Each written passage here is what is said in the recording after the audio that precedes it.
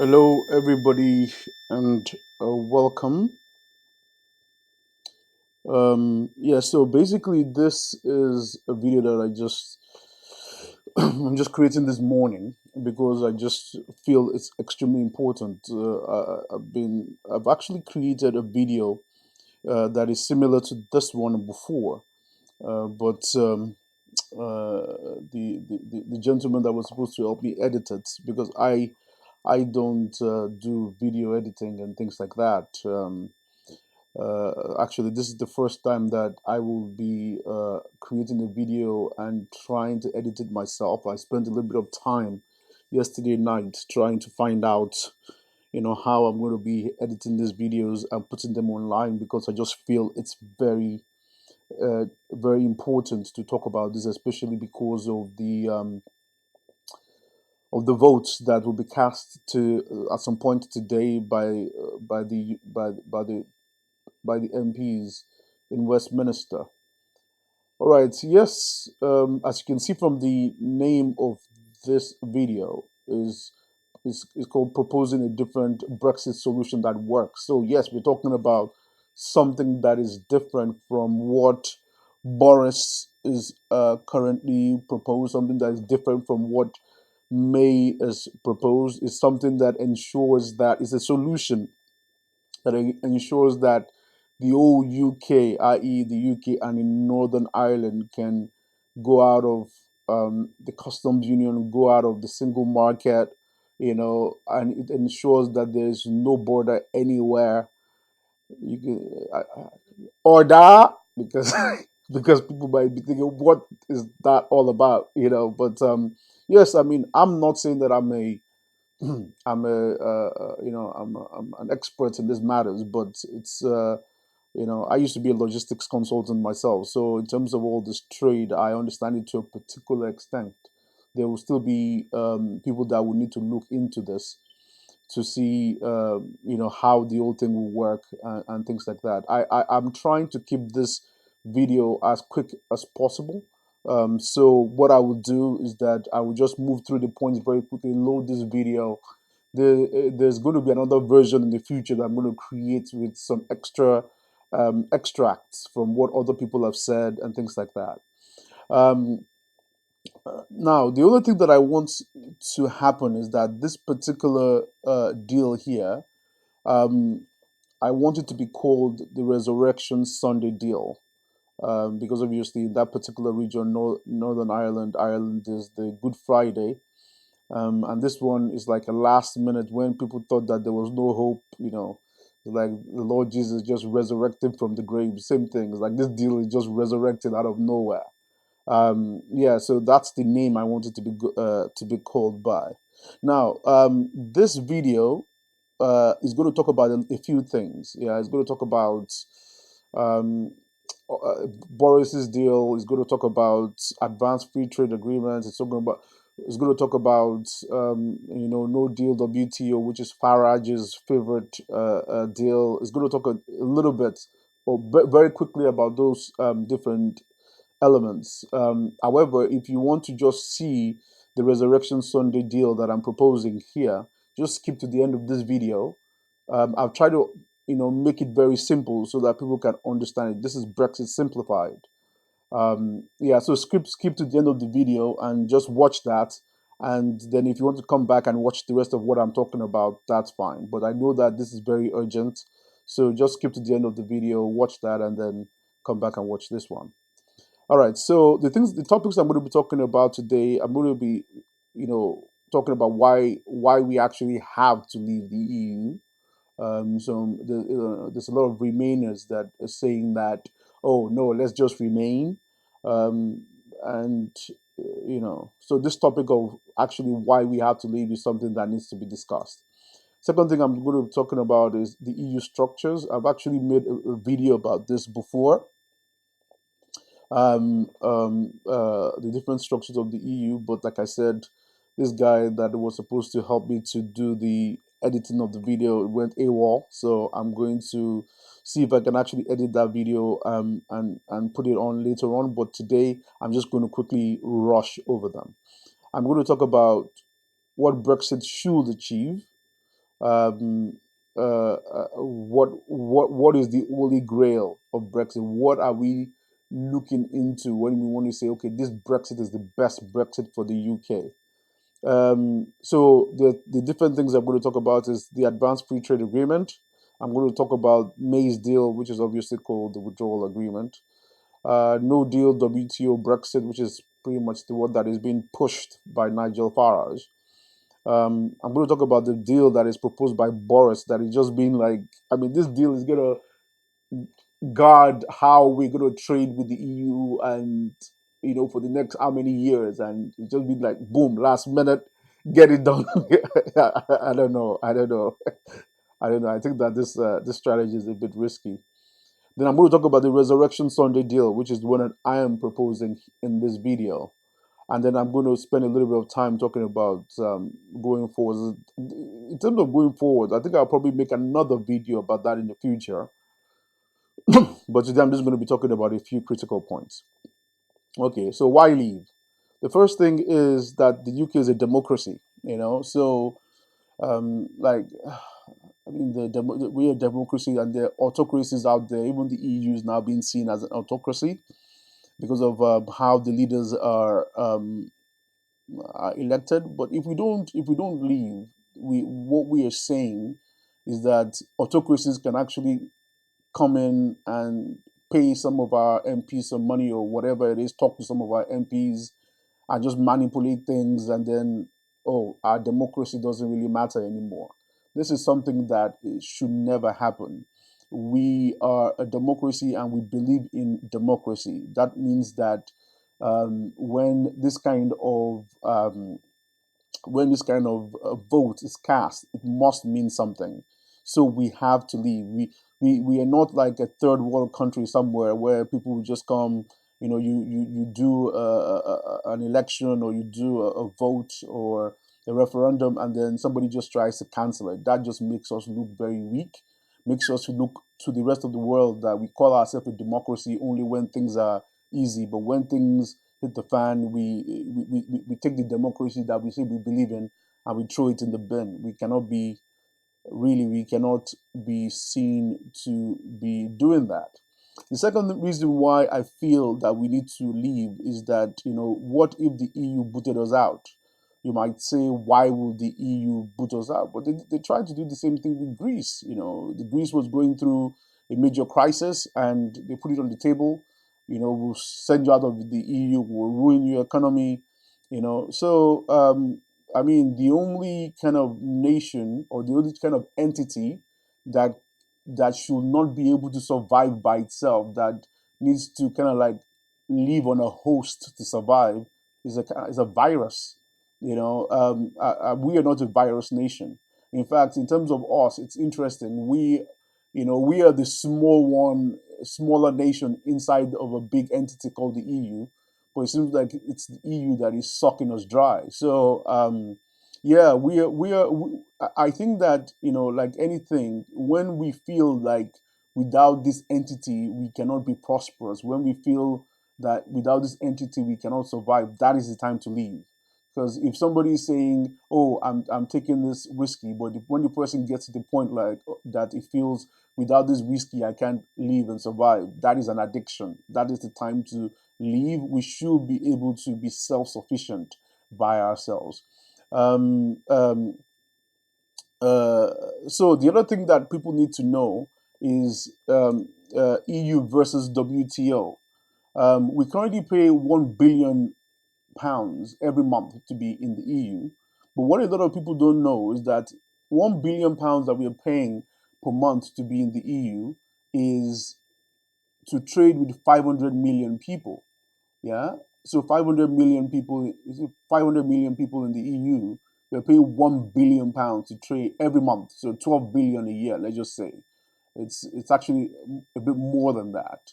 But in terms of the WTO, we pay 17 million a year to trade with the WTO. Think about it.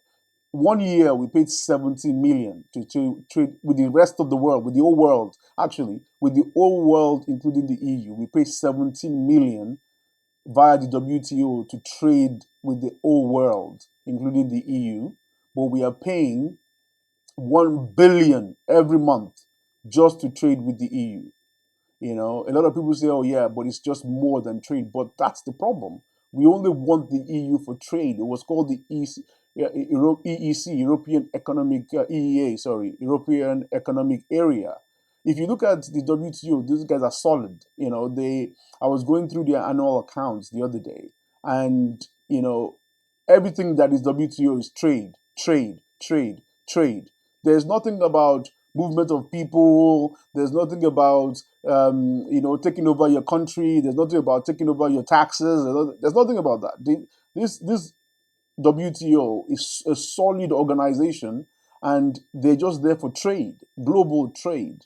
You know, so I will say that paying 70 million to trade with almost 3 billion or whatever, how many billion people are in the world, versus paying 1 billion every month to trade with just 500 million people. I mean, it's a no-brainer in terms of the numbers.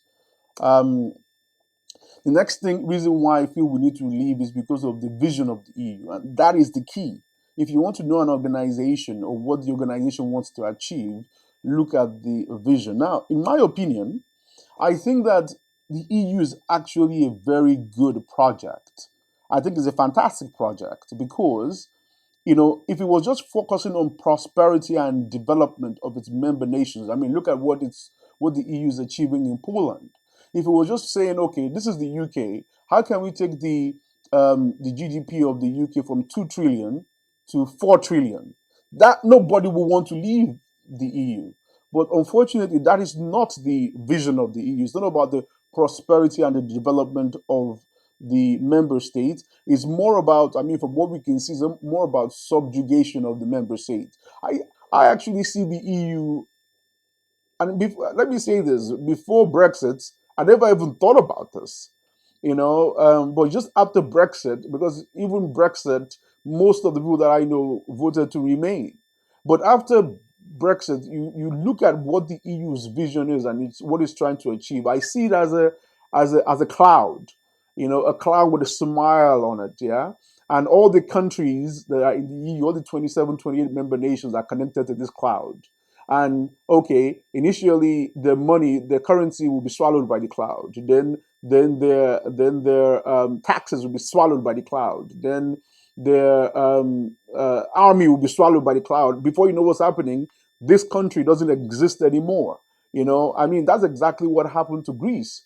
And when you look at what happened to Greece in terms in that time of when it was struggling, you will see that the intention of what the EU wants to do with member countries was just accelerated for Greece, and was accelerated for Greece. And we don't want to be, we as a nation, the United Kingdom, we don't want to be subjugated to anyone. We don't want somebody to entice us in with trade. And even now, all the remainers, all they talk about is trade, But we are thinking about our freedom. We are thinking about the freedom of our children. Do we want to be part of an entity that today will tell us, okay, it's about trade. Tomorrow we see a new treaty coming through the back door and then becoming something that now converts from ECC into the European Union. Now it's about how do we get an EU army and all those things. So, or how do we be the ones that are collecting the taxes? When a country cannot collect its own taxes, that country ceases to be a functional nation. Anyway, that's that. Another thing is that the Eurozone is currently in crisis. But before I even talk about that, it's worth mentioning that currently all the tariffs, and I say we collect tariffs because obviously we trade a lot with nations that are outside of the European Union. And the trade that we trade with those countries outside of the European Union are subject to tariffs. Many people don't know right now the multi billions that we collect in tariffs are sent to the European Union, and the European Union just pay us a stipend. They pay us a little amount of money as a nation for helping them to collect those tariffs. When the EU has its own trading zone, the tariffs that will collect will belong to the. Sorry, when the UK has its own uh, um, uh, um, trading area, uh, cost trading union, like the customs union for the UK, then all the tariffs that we collect, all the billions that we collect in tariffs will belong to the UK. And then we'll be able to say what countries we want to trade with, and free of charge, without any tariffs, and what countries we don't. Right now, the eurozone is currently in crisis. Many people know that. I mean, if you go to France, go to Italy, go to Spain, and just and even now go to Germany, and look at what is happening there. I still think that it's everything that you see there is done on purpose about this subjugation thing.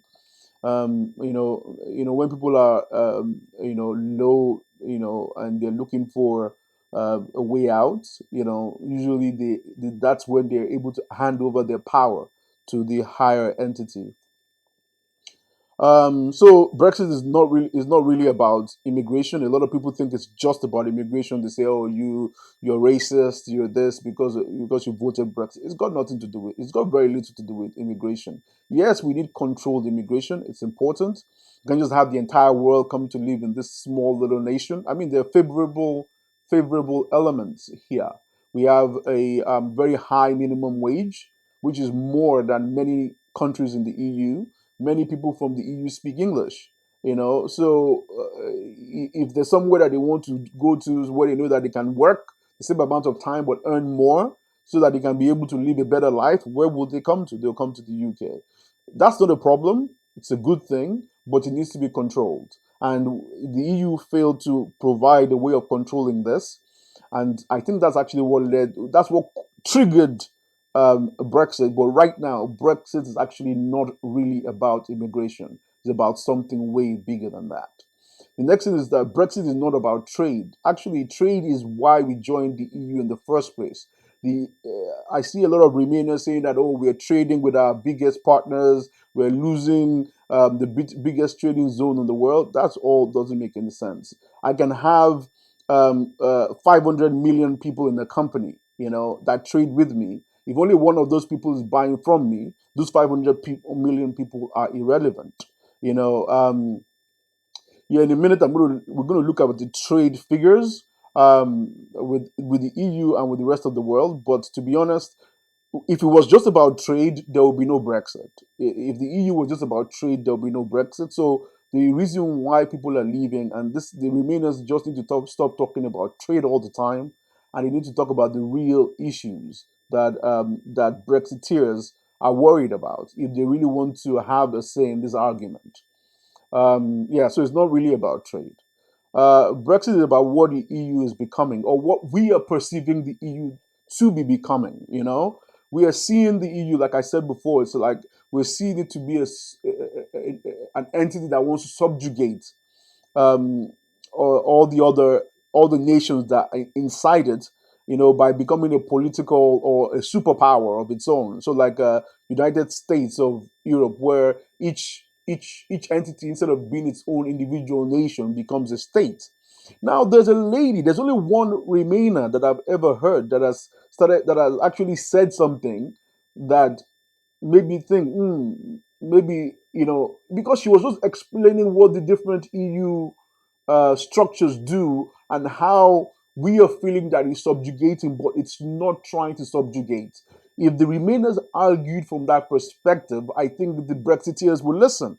But right now, all they're talking about is trade, or trade with your biggest partners. Why would you want to leave trade with your biggest partners? And look, if the EU is about subjugation, we want no part of it. If it was about prosperity and development, there will be no Brexit. But we don't see that. What we see is army, taxes going to the EU. We see laws being passed by the EU. We see the EU courts being bigger than the UK courts. We see even this Supreme Court that we have. We see they're working for the EU. We don't want this kind of subjugation. And that's why we feel that leaving is quite important. Okay, let's move on now. Let's talk about the EU structures. Like I said, I've talked about this in other videos before. I'm just going to quickly. Go through this very quickly. Um, these different structures of the EU. So customs union, I think, like, to put it very simply, customs union controls not trade within the EU, but trade outside of the EU. So in terms of, the EU schedules with trade outside of the EU. What that means is that if we have a free trade agreement with a particular nation, fine. If we don't have a free trade agreement with a particular nation, then tariffs will be charged. Like, for example, when we trade with America right now, tariffs are charged, and those tariffs, like I said, are passed directly to the EU. We have no way of keeping these tariffs in the UK. So when you hear customs union, those people saying customs union, it's all about trade outside of the EU. Yeah, trade with Oman, Saudi Arabia, things like that. It's based on EU schedules. So the EU determines um, what taxes or tariffs what tariffs should be charged. EU determines the standards of those products, things like that. When we talk about single market, that's talking about trade inside the EU. Okay, so obviously, that also controls things like the free movement of people, free movement of capital, free movement of goods, and free movement of services. So they want if people moving from Romania to the United Kingdom and from the United Kingdom to Greece, so there's that single market controls that. So obviously, if people are worried about immigration, then the single market is what they need to be thinking about. If people are thinking about free trade with the rest of the world, or better trade with the rest of the world, then the customs union is what they need to be thinking about.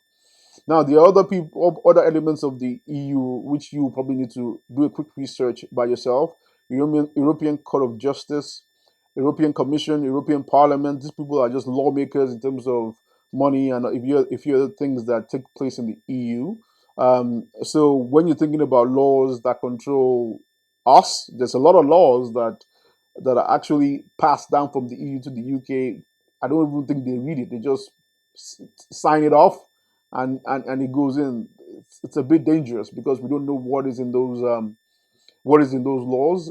But yes, so this elements here, they control the laws. Then there's the European Central Bank. They control the money, obviously the euro. Um, Now it's very important for me. It was a little bit scary when I saw when Greece was in their crisis and how the money of Greece was just controlled, and I was a bit worried about that. I was a bit worried about that. I would not want people or an outside entity to have that level of control over our money. That is a bit dangerous.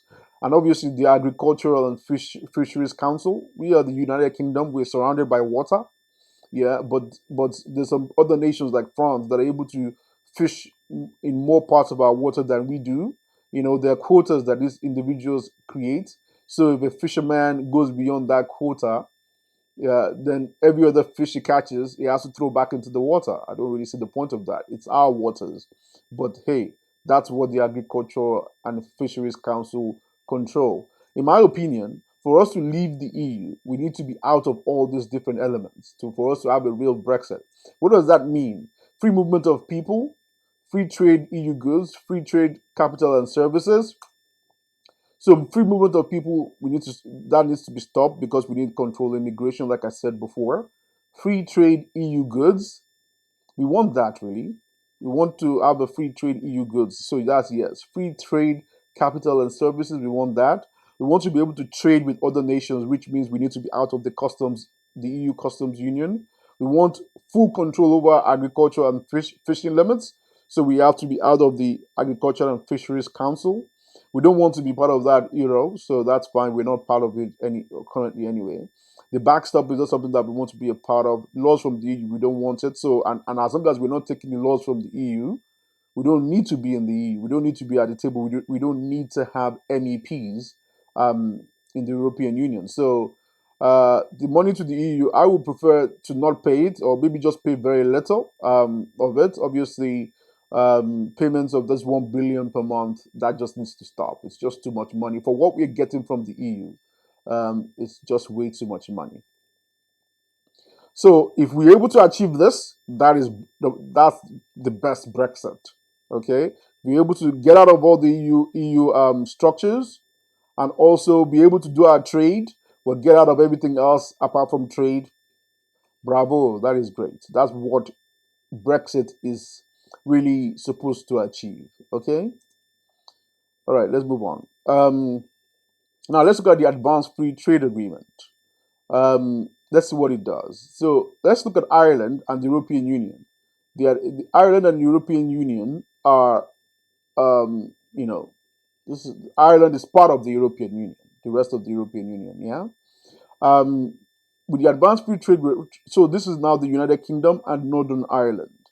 So what the Advanced Free Trade Agreement in green does is that it enables free trade between the UK and the rest of the EU. So free trade within although you see the UK and Northern Ireland is in green, but there's still this AFTA controls free trade with the blue parts, yeah. And when it comes to the rest of the world here on this side, because we are not in the customs union and the single market, we can trade with the rest of the world. So trade with the EU will be based on the AFTA. Trade with the rest of the world, that will be based on WTO and UK schedules. So there will be people that will have free trade agreements with. Maybe even the European Union will have, because the AFTA will have the free trade agreement with the European Union. You know, that is in my opinion, that is the holy grail. Now, you can see with the AFTA, we are out of all the EU structures, but we have our trading deal. We don't have a free movement of people because we are out of the single market, and all these other things we are out of them. So, like I said, the Advanced Free Trade Agreement is the holy grail which we seek. It's actually the Brexit that we want. Now, it's important to actually say that when we initially when we initially had the referendum and Brexit won, Tusk actually proposed an advanced free trade agreement, but it was Theresa May that rejected it. She rejected this because she said she wanted a close partnership with the EU. Now, I do not know why she did that. There's a video about it online. Um, if you want to go and look at that video, fine. But in the subsequent version of this video that I'm making, I will add that video back in. Yeah. So just to mention that this is something that was actually proposed to us before. This holy grail Brexit will have been so simple, straightforward. Take the advanced free trade agreement, and that will have been the end of it. But Theresa May said no. I don't understand it. Anyway, let's move on. So let's look at May's deal. May's deal keeps the whole of the UK, Northern Ireland, inside the customs union, the single market. Everything continues the way it is for the transition period, which is supposed to last until 2020. Yeah. So there will be no change. The uncertainty will still be there. We'll still be inside the EU until 2020, and that's what we're paying that 39 billion for. Can you imagine that? But then after 2020, the entire UK will be in the customs union. So customs union, like we said before, we still will not be able to trade with other nations. But obviously, because we're in the customs union, we'll be able to trade under EU schedules. That's not really Brexit at all, to be honest. And then obviously Ireland will be in the single market, so Ireland will still be having free movement of people, free, all these other things that are in that single market that we don't want. And obviously, the reason why she kept Ireland in the single market was that she didn't want a border here between Ireland and Northern Ireland. Yeah, so that's why she kept Ireland still in the single market. But obviously, we will not be able to trade with even though when it comes to trade with the European Union, that includes Ireland, no problem, we can do that because we're in the uh, we're in the customs union, and we'll also keep our trade. Um, Actually, thinking about it, because we're in the customs union, but we're not in the single market, so there actually could be tariffs. But I'm sure she wants to create something that will ensure that there will be no tariffs between that trade.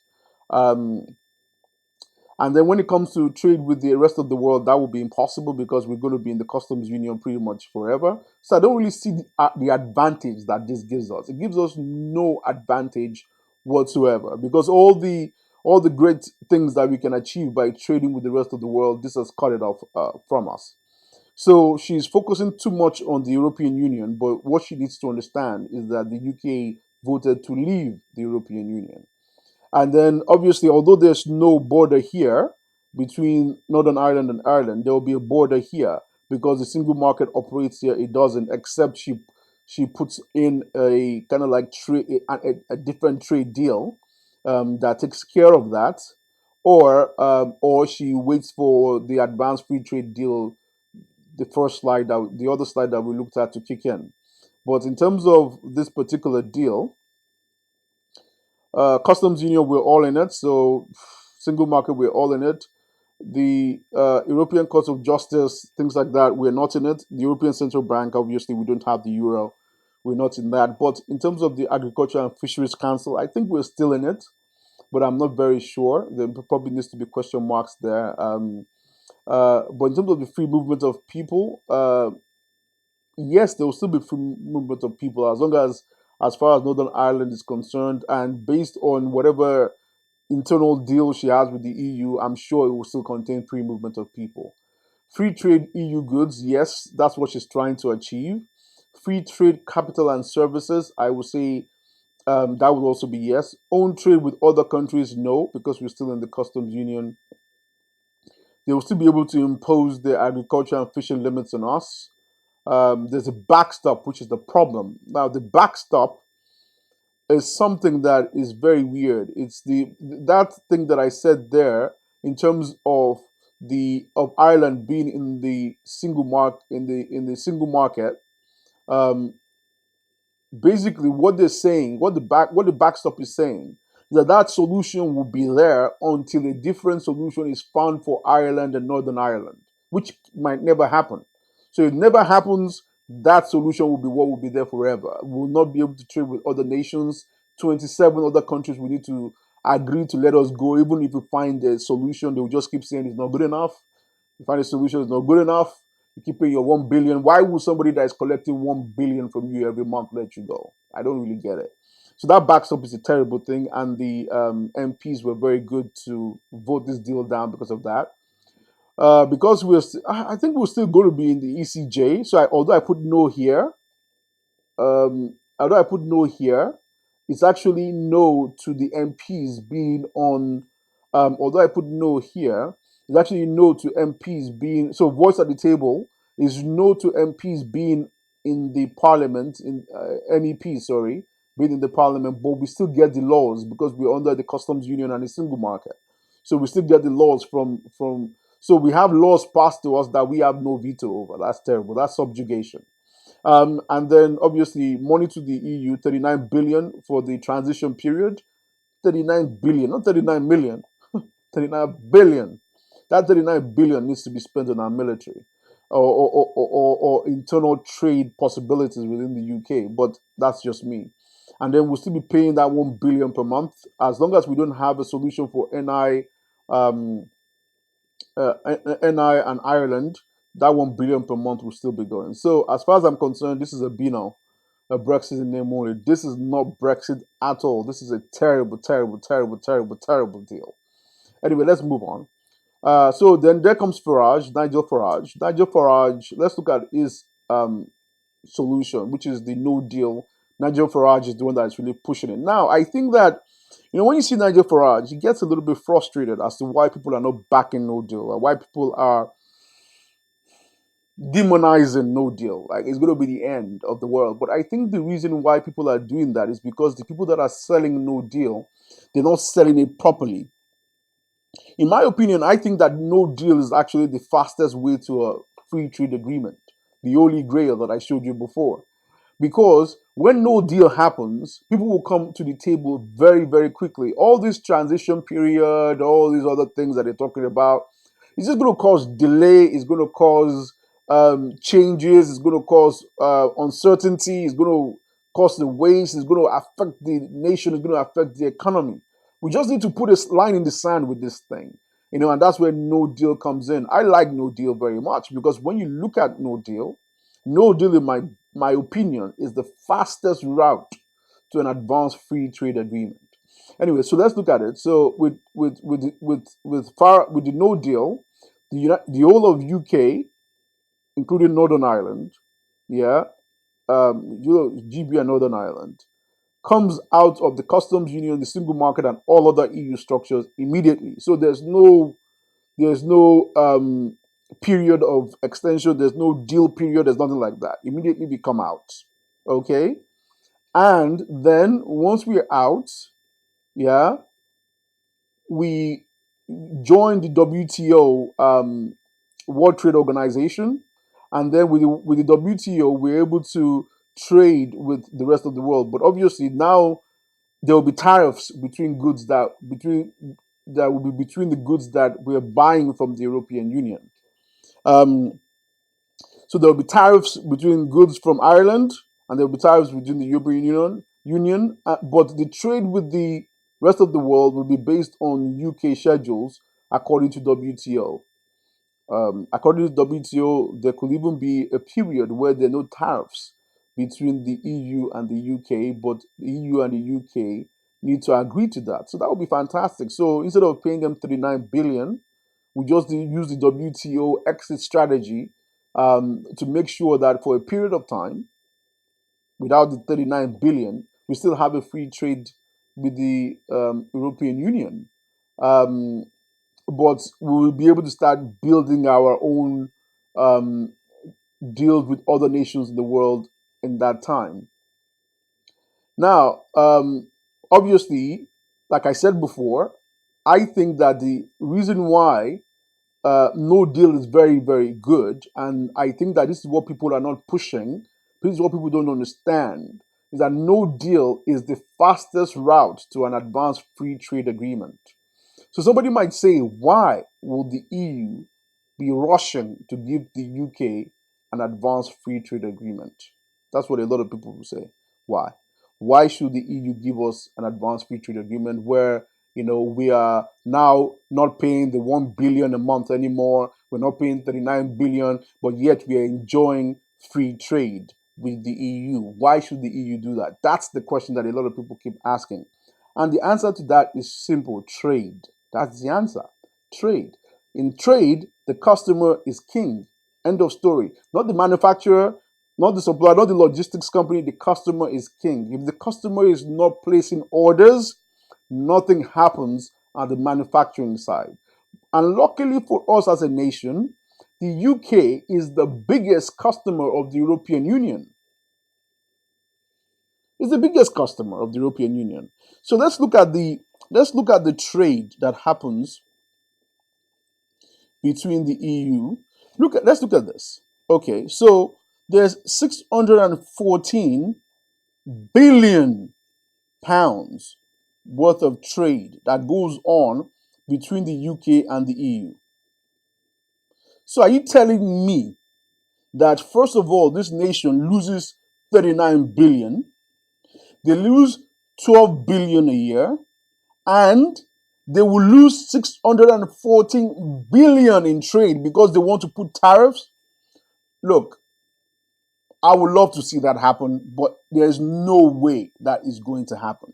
There is no nation on the earth that is doing 614 billion. If it was maybe like Poland or these are the nations where they don't really buy that much from the EU, I think maybe it might be okay.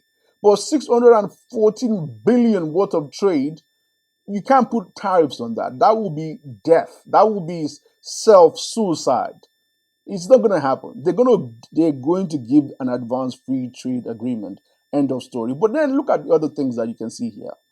67 billion in deficit is what we have with the EU, which pretty much means that the EU is just dumping all their stuff on us. You know, they're selling 341 billion to us every year, and then they're buying 273 billion. We have a 67 billion pound trade deficit with the EU. Why are we trading? Why are we paying 1 billion a year just to have a 67 billion pound deficit with this nation? When you have a deficit, that means they need you more than you need them, because you are the one buying from them. Yeah?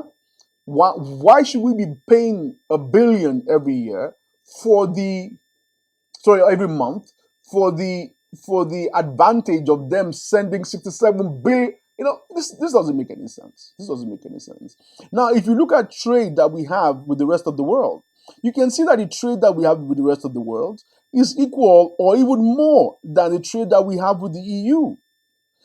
All right, guys, let's understand here that the rest of the world, there's almost like 3 billion people. There's only 500 million in the EU, but we have so much of this trade that is coming from the rest of the world is based on tariffs.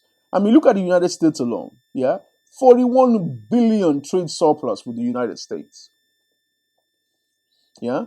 So what are we talking about here? Why are we acting like we are the ones that need these individuals? Okay, fair enough. We ship 273 billion to them every year. So fine, we probably need them, but they ship 341 billion to us. So if a tariff is levied there, who does it affect? The one that is shipping 273 billion or the one that is shipping 341 billion? Guys, believe me, if we go on a no-deal Brexit, before the sun sets, there will be a free trade agreement on the table. This is just basic numbers. Now, I'll come back to this chart in a bit, especially when I start talking about Ireland, which is the basis of the solution that I'm proposing. But I'll come back to this chart in a bit. All right, let's go back to the thing here. So yeah, obviously, what I'm saying here that an advanced free trade agreement will be very quick, based on a no deal Brexit. Obviously, with the advanced free trade agreement, there will now be no tariffs between the trade between the UK and Ireland and the rest of the EU, which means there's no borders, there's no Good Friday Agreement problems, all these things go away. But in my opinion, this is the fastest route to get there. A little bit of pain, maybe for a week or two. I would say a week or two. I wouldn't even go beyond that. A little bit of pain for a week or two. You get your free trade agreement. Life goes on. All right. So no deal fire. I just look at that. All the EU structures. We get out of all the EU structures with no deal. But obviously, when it comes to the trade, initially, free trade with the EU goods, obviously, there's going to be tariffs on that. So that's a problem. Free trade in capital and services, there will be tariffs on there. That's a problem. But it is Brexit. It's a fantastic Brexit. We are out of all the EU structures.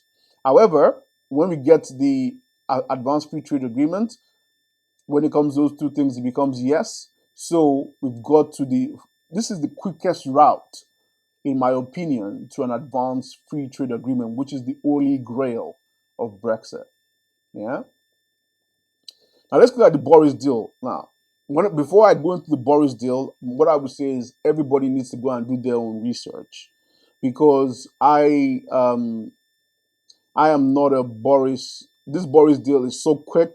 Many people don't understand it. I don't understand it in its entirety, but I'll try my best to just talk about what I understand that it's doing. Okay, so the Boris deal also has the it also has this period of time like the Mays deal, because it's like a copy of the Mays deal with a few changes. It's got this period of time where we are still part of the European Union until December 2020. So everything still happens as it is today, with UK and Northern Ireland still being still looking like they're part of the EU, still functioning in that way. In terms of the time limits, I'm not sure of what changes immediately, because some people have been saying that some things actually change immediately. I would say that you will need to research that yourself, because I am not really familiar with what changes immediately with this deal. Um, in terms of sorry about this chart here. This picture has got white all around it. In terms of what happens December 2020, Great Britain and Northern Ireland will leave the customs union, from what I understand. So Great Britain and Northern Ireland leaves the customs union, so everything changes. From December 2020, we'll be able to start trading with other nations. But Northern Ireland remains in the single market because they don't want any border there. So that single market makes Northern Ireland feel like they're still part of the EU. There's still free movement of people, free movement of goods, and things like that. But in my opinion, I don't even see why Ireland would accept this, because as far as Ireland is concerned, what they really want is not to trade with Northern Ireland, which is okay, which is good. What they really want is to be able to trade with the old UK. So I don't really see. I think that the only reason why why Ireland will accept it is because they have something in their back pocket regarding this period where till December 2020. There's maybe some tricks that they have in their back pocket, because because Ireland, I can't see them letting the UK just just go. You can have tariffs with the goods that you sell to the UK from Ireland. The trade is just way too much. The people of Ireland would not accept that. Anyway, let's move on. So obviously, because of the single market, and to be honest, Ireland is pretty much being sold away here. Because if you think about it, there's now going to be a border between one part of the country and the other part of the country. What is that all about? I don't know. But anyway, we'll be able to trade with the EU, and there will be tariffs on our trade with the EU. If the goods go from the EU to the UK, there will be tariffs. If the goods go from the EU to Northern Ireland, single market rules should apply, so there should be no tariffs. In my opinion, there should be tariffs because Northern Ireland is part of the UK. But you see, this deal is a weird deal. And then if goods flow from the European Union to Ireland, there will be obviously no tariffs there because it's part of the EU. Goods flow from the UK to the rest of the world, it will be based on UK schedules. So if we have a deal with this country, then it'll probably be tariff free. If we don't have a deal with this country, there'll probably be tariffs incurred. Yeah. But the the idea is that eventually, if a free trade agreement will come into play, that would then mean that these old structures will now vanish. I mean, I don't understand. It sounds like, I mean, if the backstop is not there, then those structures should vanish and everything should be replaced with the free trade agreement. But nobody's talking about that. Um, it seems to me like this whole situation with the Northern Ireland being in this weird thing vetoed every 4 years. I think it's something that looks like it's going to be there for a while. There's going to be a false border here, but for some reason, this single market thing that they're doing should take that border away. But the Northern Ireland is still in this customs union thing, so in the UK's customs area. So I don't see why there will not be a border there between Northern Ireland and Ireland. So that's why they're calling it the two border solution. The only thing that I can see is that the UK will be able to trade with the rest of the world, which is fantastic, but that will not be until 2020. Um, this is a very weird deal, in my opinion, but a lot of people are saying that it gives them the AFTA, Advanced Free Trade Agreement, in the long run, but I don't really see it as being as swift as the no deal in bringing this end solution. So in my opinion, I still think Nigel Farage still has the best solution so far. I mean, I'm going to be talking about the Resurrection Sunday agreement or Resurrection Sunday deal in a minute, but I still think that free trade agreement, if what we want to get to is an advanced free trade agreement, It's either we get that now or we get a free trade agreement that takes us to it very quickly. This whole thing here will just result in years of, I don't know. So obviously, with the advanced free trade agreement, then the trade with the EU now becomes free as well. And I think that these structures with Northern Ireland, people need to research that. Do those structures then vanish, replaced by the advanced free trade agreement? That is the big question. All right, so Boris Deal, let's take a look at it. The EU structures. Customs Union, no, but it seems like yesterday, it seems like Boris, that would have been good actually, but Boris made some concessions yesterday. And now it seems like Northern Ireland is still part of the EU's customs union, which I don't know why Boris would do that, but I'm sure he has his reasons. Single market, no, but obviously Northern Ireland is part of the whole thing. In terms of the European Court of Justice, I would say that all this will be yes until 2020. I think 2020, all this will then become no's. Agriculture and Fisheries Council, I'm not sure, so that's why I put. I mean, you can do your own research regarding that. In terms of the other things, if you look at this, this is just not nice. Own trade with other country, yes, but that will be 2020. Free trade capital and services, 2020. So there's a lot of uncertainty here. Yeah, so yeah, is it Brexit? Yes, it is Brexit.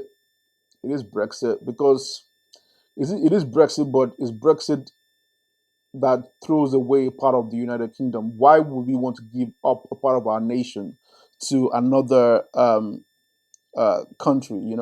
It's Brexit that gives a lot of uncertainty, a lot of issues with the Boris deal is that Northern Ireland, especially the DUP, will have a veto. The Northern Ireland Assembly will have a veto every 4 years, like I said before. Many people don't like that. Those two borders that are going to be there is a problem. Obviously, the main border that goes between NI and Ireland, they're saying that they're going to make it so that you don't actually see a physical infrastructure. We'll see. Now, the problem that I have is that if this deal needs to be there, I don't see why that delay till the end of 2020 is needed. I think it's something that needs to be implemented immediately. A deal needs to be implemented as quickly as possible so that we can get rid of any uncertainty, get to the end as quickly as possible, and just move on with what we are doing. So surrendering of NI and some people are saying that there'll be like taxes on imports to NI from the UK. That's just crazy. Why would they want to do that? But like I said, I don't I don't really fully understand it. Will I vote for Boris's deal? I think I would say no. I don't think I'll vote for this deal. It's too confusing. I think that the no deal is a much better route to the AFTA. The only reason why I would want to vote for this deal, if at all I do, is to understand what happens to NI, Northern Ireland, after we get a free trade agreement with the EU. If this deal did not have that 2020, this deal was something that was initiated and done next week instead of waiting till the end of 2020. And then we have something that says, well, this is what happens to Northern Ireland after an advanced free trade deal is accepted. Then I think I would probably be inclined to vote for it. But then, if it was sure, if what will happen to Northern Ireland was sure after 2020, then why is that veto there? You know, there's something about it that is very weird in my opinion. Yeah, but that's how I see Boris's deal anyway. Now let's look at the solution that I'm proposing, which is the Resurrection Sunday agreement. Resurrection Sunday, I like that. So there's two parts of this agreement. This is going to be the first part that I'm going to be talking about. Now let's look at the European Union and Ireland in one place. In terms of this agreement, the entire UK actually goes out of customs union and goes out of the single market.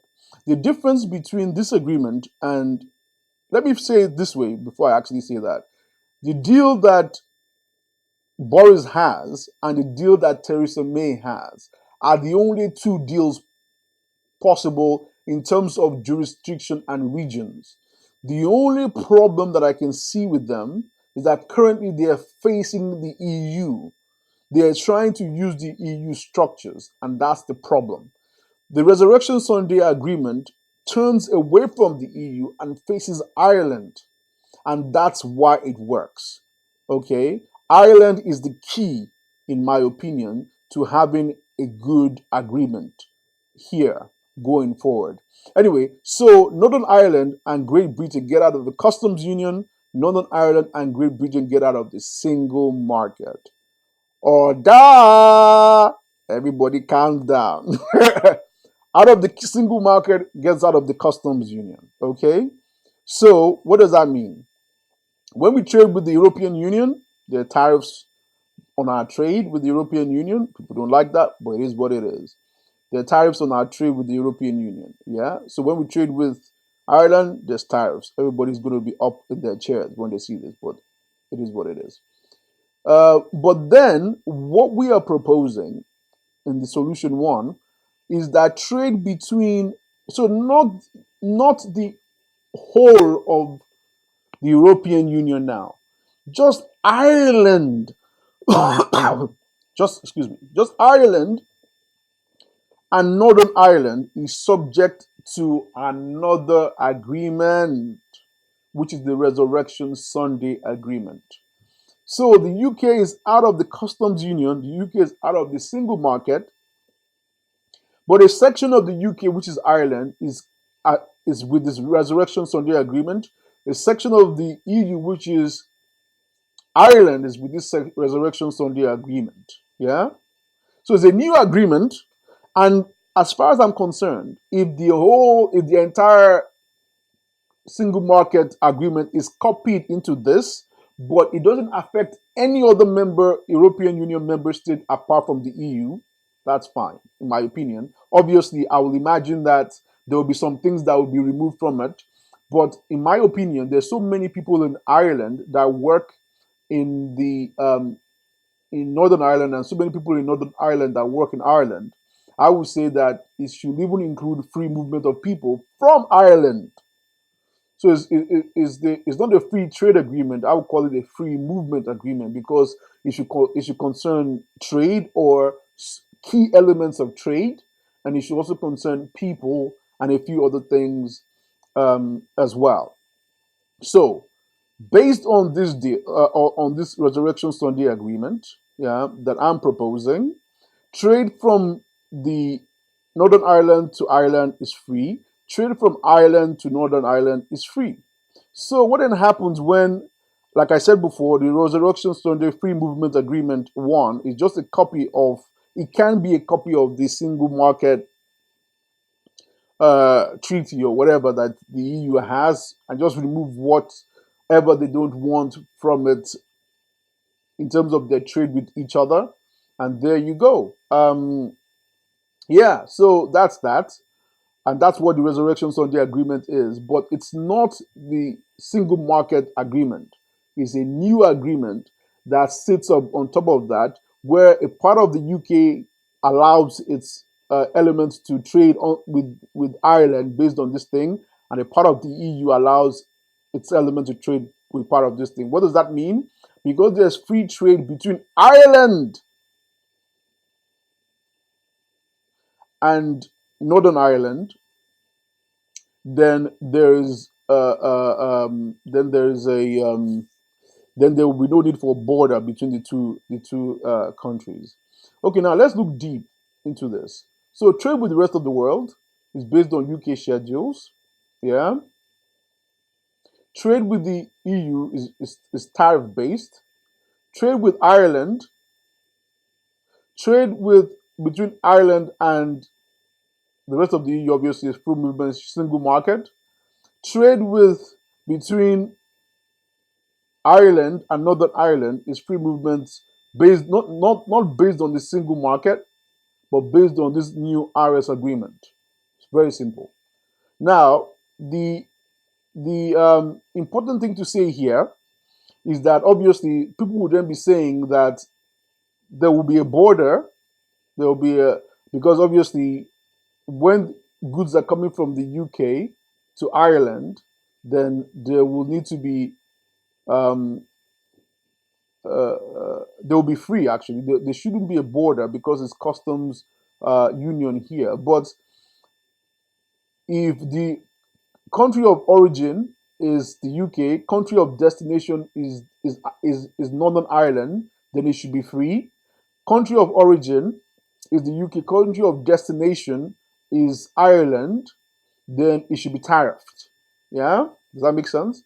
However, also, if the country of origin is the UK, but it says that it's going to Northern Ireland, but we know, or there are ways of checking that it's actually bound for Ireland, it's just something that these guys are using to smuggle, then those are the kind of things that need to be checked. And it's also vice versa. There's some things that will be going into Ireland, but it's actually meant for the UK, but they're just using Ireland as a as an initial thing. So yeah, like I said, this thing here will be there before a free trade agreement is agreed anyway.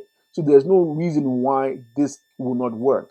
In my opinion, the United Kingdom, or should I say, yeah, the whole of the United Kingdom should still keep to EU standards because we've been in the EU standards for so long. Even with this RS agreement here, the more the UK keeps to the EU standards, the easier it will be to just have this movement of goods between the EU and the UK. Like I said, with this, tariffs will be based from the UK to any EU states, including Ireland. Tariffs will exist. The only situation where tariffs will not exist is when tariffs or checks or things like that will not exist is when goods are moving from Ireland to from Northern Ireland to Ireland and vice versa, goods and people. So GB imports should still be based on EU standards as far as possible, or we should have a way of labeling EU standard products from non-EU standard products so that we're able to keep an eye on the ones that don't meet EU regulations. So EU imports, non-EU standards, maybe just have a way of labeling the two. Origin country, destination country will be used to say, okay, will this be tariffed or be tariff free? If something is going to Ireland, even though it's going from Germany, it's going to Ireland, the destination country is Ireland, that should still not incur a tariff because obviously we're just allowing it to pass through the United Kingdom to get to Ireland and vice versa. I think that this will work. It's a Brexit deal. So let's look at it. Customs union, single market, blah, blah, blah. We're out of it all. Free movement of people, only Ireland, but that free movement of people is between Ireland and Northern Ireland. Free trade EU goods, only Ireland and Northern Ireland. Obviously, we want free trade with everybody. So, again, a quick advanced free trade agreement based on the need for trade between these two nations. It's not just the UK that needs the EU. Look at the trade figures. Look at the trade figures. You know, the EU needs the UK more because the UK has a trade deficit. So an advanced free trade agreement works very well for all. 39 billion, I would say no need to pay that 39 billion. I would say we implement this immediately and just get out of there. Maybe just pay a little bit of the 39 billion for a little bit of time to be able to get the RS resurrection Sunday agreement in place and then just leave and let that resurrection Sunday agreement be what is taking care and making sure that that border stays open. So that is the first version of the of this resurrection Sunday agreement that I'm proposing. It's a Brexit. It works, no problem. The second version that I'm proposing is where again EU and Ireland are part of the customs union single market. They're pretty much the same under the same entity. Great Britain gets out of customs union single market and um, um, all other EU structures. Tariffs exist between Great Britain, Northern Ireland, as well as between us, the United Kingdom, and the European Union. Tariffs exist. The Resurrection Sunday Agreement um, obviously enables free movement of goods between these two, Northern Ireland and Ireland, so that there's no border, free movements of people, free movement of goods, and things like that. But what this one is about, this one is more similar to May's deal because it also covers goods going from Great Britain not to the EU, no, just to Ireland.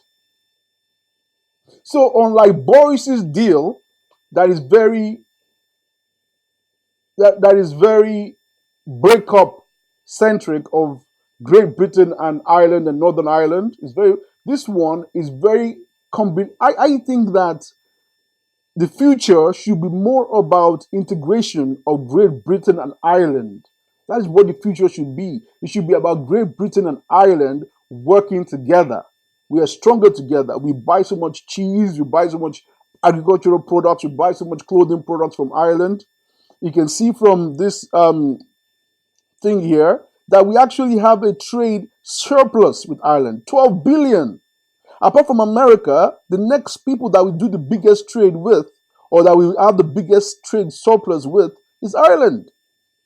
You know, so in my opinion, I say that this is Ireland focused. So this Resurrection Sunday agreement, yeah, takes us out of EU, but enables us to have an agreement with a section of the EU and ensures that the Ireland is actually still in the EU. Yeah, so that's what the Resurrection Sunday Agreement is all about. All right, so again, we can copy all the information from current single market document, copy it to this Resurrection Sunday Agreement, take out the things that we don't want, discuss the things that we don't want, and take them out of that agreement. When it comes to a border, there should be no, even this border here should not exist because of the free trade with Ireland. Not a free trade with the EU, just a free trade with Ireland. That's it. We only want a free trade with Ireland. And that's what this Resurrection Sunday Agreement covers. Now, obviously, when it comes to trade with the rest of the world, when it comes to trade with the rest of the world, that will be based on UK schedules or free ports, where we decide the countries that we want to have a free trade agreement with, and obviously we also want to have a free trade agreement with the EU. So if we get one quickly, so be it. No more tariffs with the EU. But in my opinion, as long as we have this Resurrection Sunday free movement agreement with Ireland, we're fine. We don't need to have anything with the EU. We don't need to have any trade deal with the EU. We can leave immediately. We don't need to be waiting until December 2020. We can remove all that uncertainty. We just have a document that guards and deals with our trade with Ireland. And if the EU can support that agreement to be in place for the sake of the Good Friday Agreement being kept, then I think that Ireland can enjoy being in the European Union, but Ireland can still enjoy free trade with the UK. Yeah. Yeah, and that's it. Really takes care of everything. Now, yeah, so the tariffs will still be there. Resurrection Sunday Agreement will also be in the UK. We'll be able to trade with the rest of the world immediately. We'll have the tariffs with the EU, but that's not up to us. That's up to the EU. When they want to agree a free trade agreement, the tariffs go away, and everybody just moves on. Yeah, I think this is the best deal. This is the best deal. This is the best deal. This is what everybody should be voting for. Now, let's move on. What's next here? Saturday. Okay, so Resurrection Sunday Agreement. Let me go back one. All right, so question. Are there any borders? So borders vanish. So the borders have vanished, which is good. Sorry. Free movement between there, free movement with the UK based on this deal.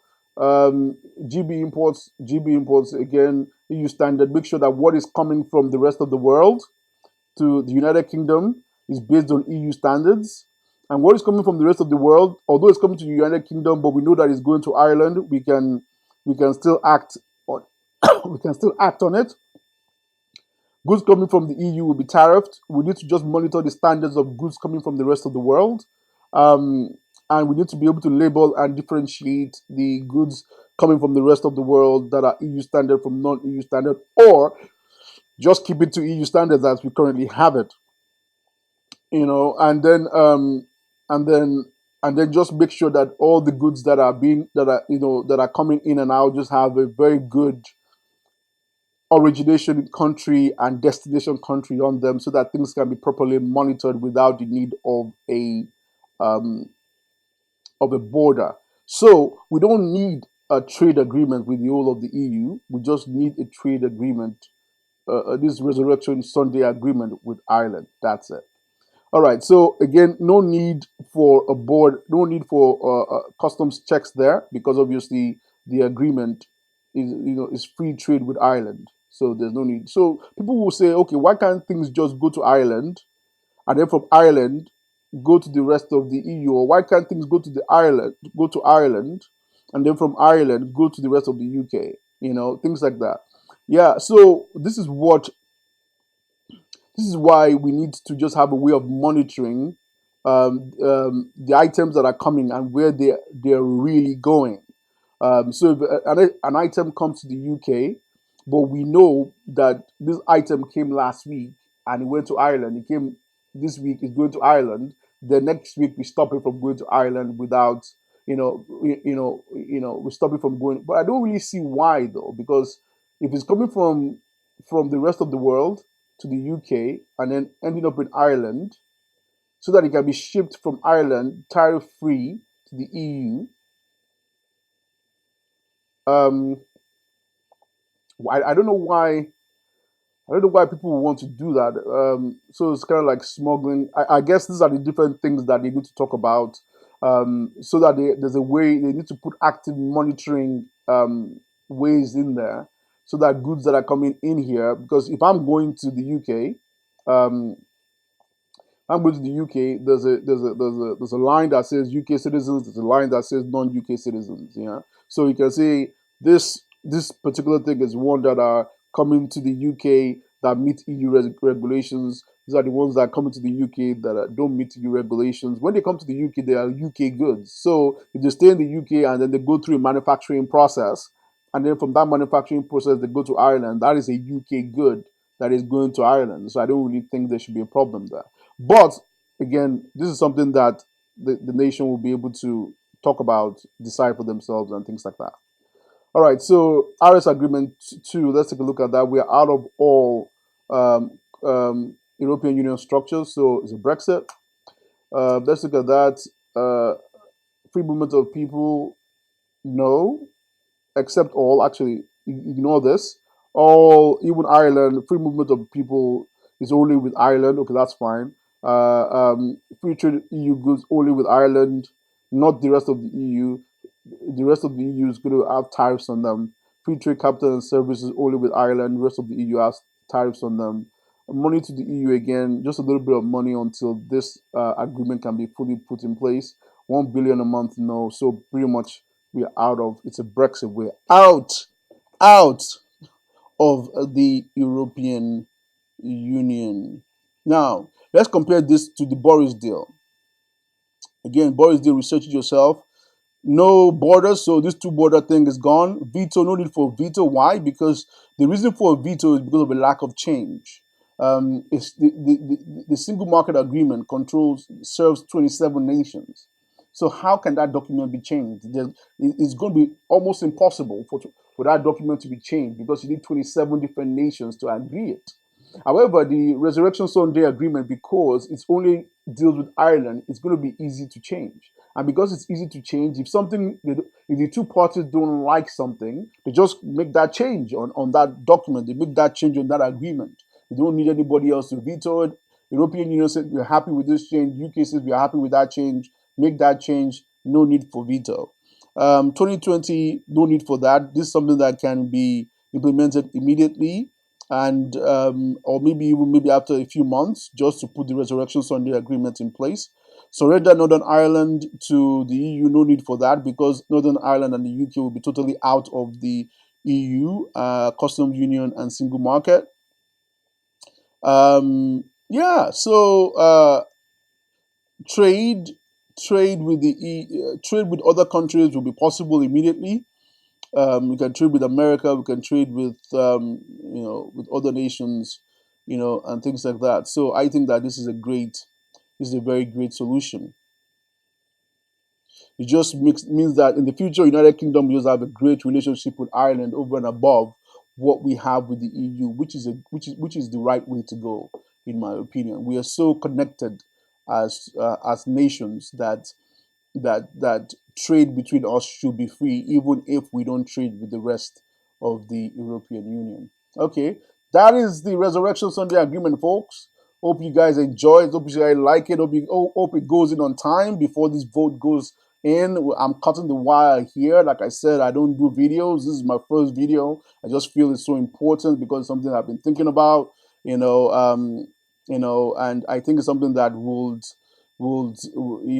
if people can see that there's another way, it might affect their what's it called, their votes and things like that, in the parliament. Anyway, trade. So basically, going forward, this is just talking about so once we've left the European Union, a lot of people say, "Oh, what next? What next?" I think that the most important thing after we leave the European Union is going to be about trade, global trade. I mean, I listened to the Queen's speech and I listened to what Boris was saying. He was talking about Wi-Fi, broadband, and all that stuff. Look at China. The important thing is not all this stuff. The important thing is that we need to have a singular, fixed vision. We can't be having, oh, we are doing this, we're doing that. Yeah, broadband is good, NHS is good, very important. We need to put some money towards the NHS, that is very important. We need to have police on our streets, very important. But the singular vision that we need to have is global trade. We've got 50 years of missing out on global trade, national development of people within the nation. That is what our vision needs to be going forward. So the vision should be really focused on moving the GDP of the United Kingdom from 2 trillion to 6 trillion. People will laugh. They will say it's impossible. Yes, it's a vision. If, I mean, look at China. Nobody would have thought it was possible for China to move their GDP from 1 trillion to 17 trillion. Look at, they're laughing today because of that ability to move, within how many years? 10 years? 15 years? 17 trillion. They did the impossible because they had a singular vision of of of improving the productivity of the nation. We can do it as well. I mean, we are not an autocracy, but if they can go from 1 trillion to 17 trillion in so short a time, why are we saying we can't do it? That needs to be the singular most important vision of us as a nation. The second thing is we need to empower the lower level of society. I mean, the different structures that are in place. I've actually already put something in place regarding training development, based training, social training enterprises, where people work and learn at the same time. So different ways of empowering lower levels of society. But I will say that one of the things that I keep hearing people say is about, oh, we need to increase minimum wage. We need to increase minimum wage. A lot of these things I don't understand why we wanted to increase minimum wage so much. I think what needs to happen is a we need to think more of a way of controlling COL, which is the cost of living, especially rent. If rent can be controlled, yeah, for two reasons. First is that people on benefits, the government pays their rent. People that own their houses, the government doesn't pay their mortgage. The government pays their rent. Number two, if rent is low and rent is controlled, then minimum wage doesn't need to go up because the wage that somebody earns, most people earn, the biggest part of that, the biggest expense of that wage goes to rent. And also, if rent is controlled, means less people will want to buy. It controls so much. I think that rent needs to be controlled in a way going forward. If we can find a way of controlling rent, we can control house prices. We can control minimum wage doesn't need to be so high.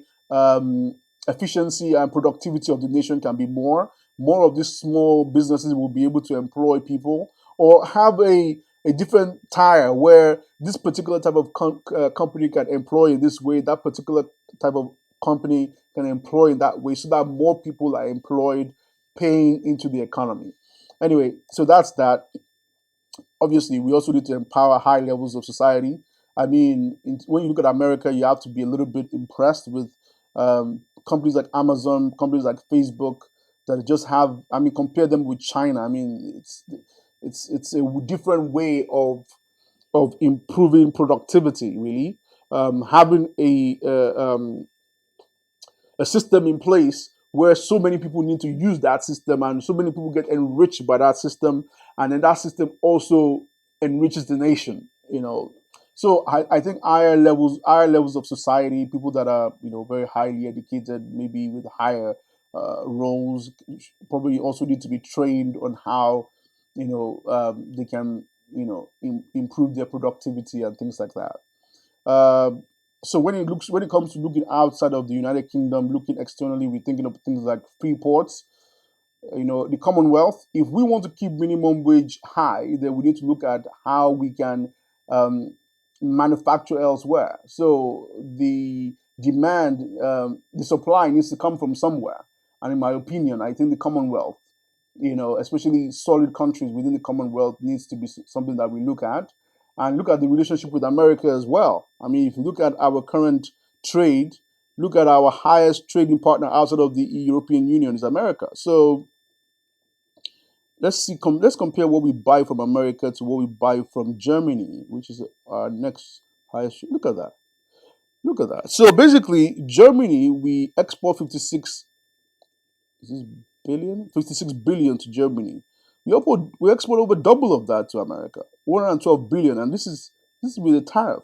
We have a 21 billion pound deficit with Germany. That means it's just making stuff and just shipping it to us day and night. And we have a 41 billion pound surplus with America. I mean, it's a no-brainer. And these guys, the technology, we both speak English, two nations that speak English. We're both democracies. We are the biggest trading partners of each other. So I think our relationship with America needs to be stronger. If there was a free trade deal with America, obviously the NHS not on the table and other things like that. I think that would be very good. I would I want to travel into the EU where I don't really speak the language? I mean, I have to be confessed. I am a professional, and I've had so many. I mean, I speak French. I mean, I used to live in in France, and but the thing is that my French is not perfect anymore because I haven't been there for a while. And I got this interview in France, and they were like, "Oh, your French is not fluent." Of course, it's not fluent. The EU, they haven't put something in place that stops discrimination based on language. They haven't put that thing in place. But hey, it is what it is. But America, that problem doesn't exist. If there's a job in America, a British person should be able to just quickly, if we have a good trading relationship with each other, we should be able to. An American person should be able to easily get a job in the UK. A British person should be able to easily get a job in America. Things like that. I think that will really work for both of us. But also, a lot of these things that these guys are saying, Boris is saying, we need this, we need that, we need to invest in the military. I think since we've been in the EU, one thing that a lot of people have been saying is that our military has really weakened. I don't really see it because we've been we've been a superpower, we've been a strong force for many, many, many years. So in terms of strategy, giants they've fallen before and they can fall again. So people should be under no illusion. But I still think that work needs to be done in terms of strengthening the military, and this needs to be immediate. This needs to be done very quickly. Yeah, so that's the end of this presentation. The Resurrection Sunday Agreement. Yeah, it just brings a different way of looking at the whole Brexit situation, and yeah, hopefully it helps us as a nation. Thank you. If anybody wants to get in touch with me, just get in touch with me via this channel, and yeah, put your comments on. Let me let me know what you think. I hope it helps. I hope we're able to put this in very quickly. All right, thank you guys very much. Bye bye.